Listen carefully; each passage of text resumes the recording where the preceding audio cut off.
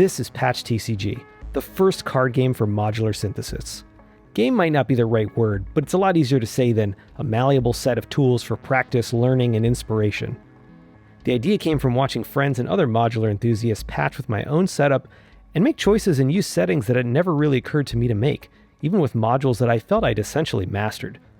I thought, how can I create something that will force me to make choices that I wouldn't think to make? And from that, Patch TCG was born. The more I used and refined it, the more I realized how it could be useful in many different ways to many different users. Whether it was to practice and gain a deeper understanding of their system, or create a whole patch autonomously, or even just help with a little inspiration, Patch TCG could do all of those things. The first volume consists of 3 card types: abstractions, progressions, and disruptions. Abstractions can be thought of like a framework, or a set of constraints within to make a patch. Progressions generally aim to evolve and morph the current patch in a simple but often impactful way. And disruptions seek to alter the patch significantly, sometimes in a way that will challenge the player. There are numerous ways that someone can use these cards together, and I've come up with a few favorites, but let's start with how to play the basic game. Start by separating the abstraction cards and shuffling them into their own pile, and then shuffle the progression and disruption cards into another pile. The game starts by drawing at least one abstraction card, and then starting to patch following the rules set in place by that card. The abstraction card or cards should stay out in play for reference. At some interval, let's say 5 minutes, draw a card from the progression disruption draw pile, and follow the actions described on the card. Then place the card in a discard pile, and repeat this as many times as you like. Not unlike your normal patching, the game doesn't necessarily have a distinct end. It's over whenever you decide it's over. How to choose. Many cards in Patch TCG ask you to choose something. In order for Patch to be flexible and customizable to a player's preference, the game was designed so that the method of choosing is entirely up to you. You don't necessarily even need to use the same method consistently within a single session. This lack of rules for how to choose can be a little jarring at first, but here's a few examples that we'd like to get you started with. Stand a few steps back from the modular and close your eyes. Wave your hand around in front of you with your pointer finger extended, and then stop. Take a few steps forward towards the modular, open your eyes, and see what you're pointing at. Don't be afraid to walk up with your eyes closed until you feel your fingers touch something. That's your choice. The dice roll. For serious gamers, especially those with a collection of 10 and 20-sided die, number your modules in some fashion that makes sense, and then when asked to choose, simply roll the dice and then select that numbered module. For cards that ask to choose a connection, first roll to select a module, then roll again to select a jack on that module. This method is by far the most game-like, and under the least amount of control by the player. The dowsing cable. Like trying to find water in the 18th century, the dowsing method is half chance, half subconscious choice. Dangle a cable over your system and swing it around hypnotically. When you've lost yourself in a trance, quickly drop it enough for the end to touch something. Bingo. The Gambit. The most dramatic and messy method is after drawing the card that asks you to choose, jump back and fling the card at your modular. Whatever it hit is your choice.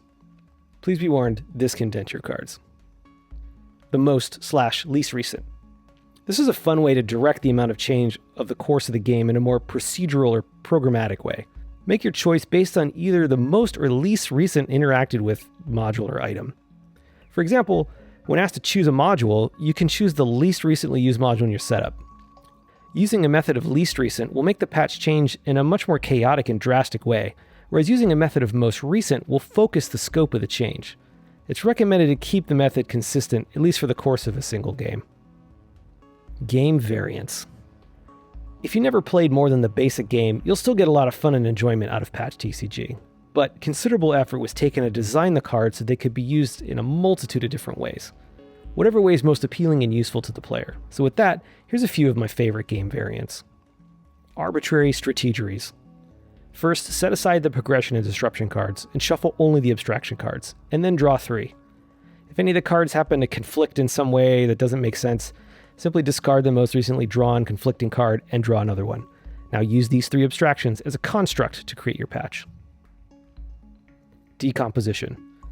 My personal favorite and the way I use patch the most. Decomposition is for when you're done with a patch and about to tear it down. First, set aside the abstraction cards, shuffle the progression and disruption cards together, and then draw 10. Now, execute the actions on the cards in any order that you see fit, the simplest being the order that they were drawn.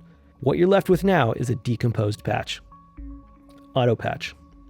Auto patch is like the decomposition in reverse, creating a patch from scratch.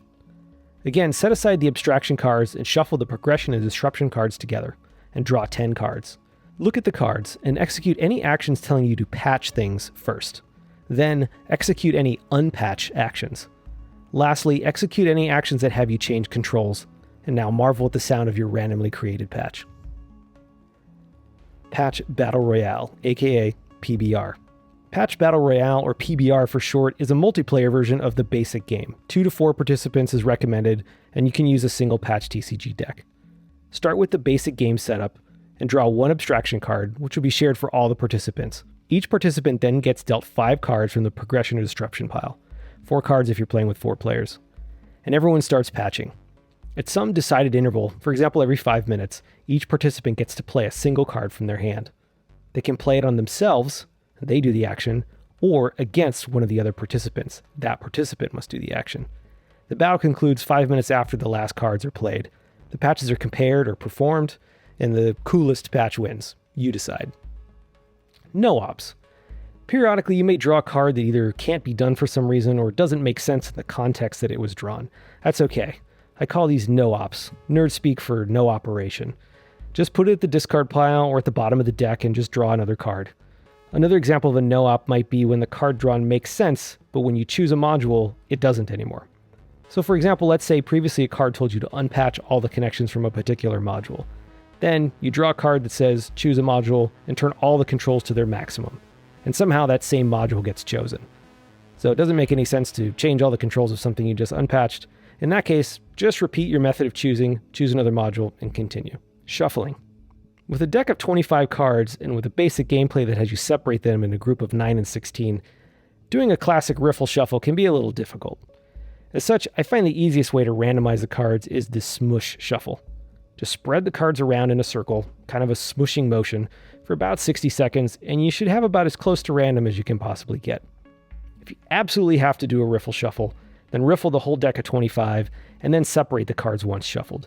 You kind of can see the cards when you're doing this, which is why I don't like it, but hey, it's whatever feels best to you. There is no wrong way. Like with the modular itself, there really is no wrong way to use the cards. I think at this point you might have picked up on the fact that the rules I've mentioned are not set in stone. They're there to give a basic framework to the game, and in the end, do what you like the best. The nice thing about this is you can also change it over time or even game to game. Thanks for checking out Patch TCG. I had a lot of fun making it, and I hope you have a lot of fun playing it.